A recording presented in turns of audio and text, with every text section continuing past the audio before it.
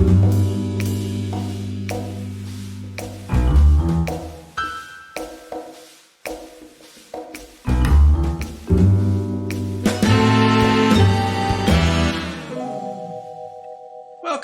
Hello. It's me, Alex. Thanks for tuning in on yet another Sunday, or if this is later, thanks for tuning in whenever you're tuning in.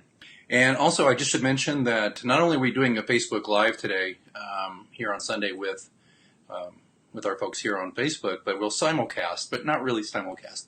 In other words, what I'll do is I'll take the same audio. So if you're listening to this on the podcast, I'm taking the same audio like I did with the last one, and I'm putting it on the podcast. That way, if you don't have time to watch this, you can listen to it in the car or at the gym or going to sleep at night so you can have bad dreams, that kind of thing. So, hello. Welcome to the Facebook Live for the cover reveal for Pilate's Ghost, and also welcome to Mysterious Goings On. I'm your host, Alex. Okay. I promised to keep this one to 15 minutes. And that's really an admonition to myself because I like to talk to you guys, and I love it when people are interested in what's going on with the writing. So, you're here for a couple of reasons, but I want to get to some housekeeping things first of all, and particularly if you're a podcast listener to Mysterious Goings On. Let me go here and switch to that. Okay. Thank you, Groucho. Totally right. Outside of a dog, a book is man's best friend. Inside of a dog, it's too dark to read. Groucho Marx. Thank you, sir. Showing a screenshot here of the Mysterious Goings On podcast. We are making a lot of efforts this year, our 10th anniversary year for the John Pilate Mysteries, to keep things consistent, and I'll have a lot more editions of this and bring back some guests you had in the past, wink, wink, nudge, nudge, as well as some new folks we're talking to. But I just want to encourage you to go to Apple Podcasts, iTunes, look for Mysterious Goings On, and subscribe. Just hit the button. It's free. And please rate and review if you could, please. This podcast started out as a new and noteworthy. iTunes had a lot of hope for it, but, you know, whether it's probably my content wasn't consistent enough, etc., we kind of dropped off, and we didn't get a lot of followers like we'd like, or a lot of downloads, at least, like we'd like. So the more reviews we get, the more they'll promote us, and the more we can see more out of Mysterious Goings On. That said, about getting new folks involved, I'd like to talk to you about Whatpods. Whatpods.com is a new platform where you can go and rate, with just a click, you can go and rate the podcast you like. And it helps you find podcasts a lot easier than iTunes. I really am impressed with these folks. I've talked to Tom, who runs Whatpods, and I'm really impressed with his idea and what he's doing next. So I've claimed, and it should be up there. Whoa, it went away. I've claimed on whatpods.com. See there? Whatpods.com. I've claimed the Mysterious Goings On cast, and I've been talking to Tom, who's the guy who started this, and this is a great way. You see here, you can go in here. I don't have anybody who so far kind of liked my podcast, but if you go there, it'd be really great. I'm in the process now of telling you, please don't forget to endorse the episode on Whatpods. So if you're listening on the podcast in particular, Whatpods, WHATPODS.com. Go on there and search for Mysterious Goings On and give me an endorsement. Just click the button that says you like the show. And it'll help you find some other shows too. It's no big deal. I hope you'll think about doing that. It'd be a big help to me as we try to increase our readership. That's a huge thing for us right now. All right, moving on from the housekeeping. You may recall, to get you up to date, that I have retained brilliant cover artist Jason McIntyre, also very good, very, very good author of some really great stuff, and I think he's got some stuff in the pipeline that you're going to love. But he wrote the Dovetail Cove series, which you should really look up. It's fantastic. Jason is doing a new series of covers. Now, I'm not going to repeat myself. I've done the past couple of times about why I did this. If you're interested in learning why I'm doing new covers and what the whole motivation was, just go to the previous episodes of the podcast or go look on the John Pilate Mysteries Facebook page and go watch the other ones, and I'll explain the rationale about why we're doing that. Long story short, more cohesive, 10th anniversary of the series. I want something more commercial. I want to sell some damn books this year, frankly, and this is the way to do it, I think. He's got a fantastic vision. So here he did Pilate's Cross, and incidentally, he did Big Cabin, which is the book I did with my late grandfather. Just came out last year around Christmas. He did a fantastic design for that as well. So he does really great work. So Big Cabins, it's available exclusively at Amazon.com, paperback and Kindle. And then you saw he did Cross. He did the audiobook version of Pilate's Cross as well. This is our first book in the Pilate series.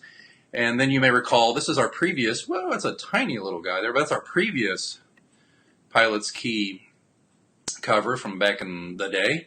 And he redid that with this cheeky little number. And yeah, I'm getting a little ribbing about that. But folks, this is pretty tame compared to a lot of the covers you see. And so far, nobody's really been offended by it, and I would just point you to the nearest romance cover if you are. Some people thought it was a little cheeky, and it is. But you know what? It got people's attention, and sales are moving up, so I'm happy with that. So today we're talking about Pilate's Ghost, Book 3 in the series. This one is so near and dear to me. I mentioned this in the last episode about how it was a Kickstarter-funded project back when it was really expensive. I didn't have Amazon to help me back then. I worked with another publisher to get this book out. And so what I did was I did a Kickstarter to raise the money to put the book out and throw a few bucks at my artist, my cover artist, and to also have some nice treats for people. And there's some people who donated a great amount and got names of characters in the book and that kind of thing. Anyway, this is a favorite book from a lot of people and a favorite cover for at least a couple people I know. And what's really interesting about this one, I think, is that it's a really good cover. And none of these covers that were done previously, in my opinion, were bad or anything like that. It's just they don't have the cohesiveness of this is a series. But if you look at this, there's some really nice, elegant things that the artist did here that I really love, and I always will. But times change. Books, especially back catalog books, fall off the sales charts, and people lose interest. And frankly, if you look at this thing as about the size of a postage stamp on a monitor when you're shopping on Amazon, you're just not going to understand what that is. So, drum roll please, Jason has come up with something great. No, that's not it. No, he came up with, not Groucho Marx, but not that either. This one, Pilate's Ghost. Book 3, the John Pilate Mystery Series. Now, take it in. What you're seeing here, and what really captivated me, is you're basically, this is a book about Pilate being chased by a very bad guy, and I mean a bad guy, and a guy who scares Pilate, and a guy who has nothing to lose. And basically, Jason's concept was of just this very dangerous, evil, scary guy in a dark alley waiting for you, blocking your way. And I thought that was an excellent metaphor for the book. I think it's captivating. It's in line with what we're doing with the series covers, and I just thought I think it's excellent work, and I hope you'll like it too. And if if you love some of these older covers, that's fantastic.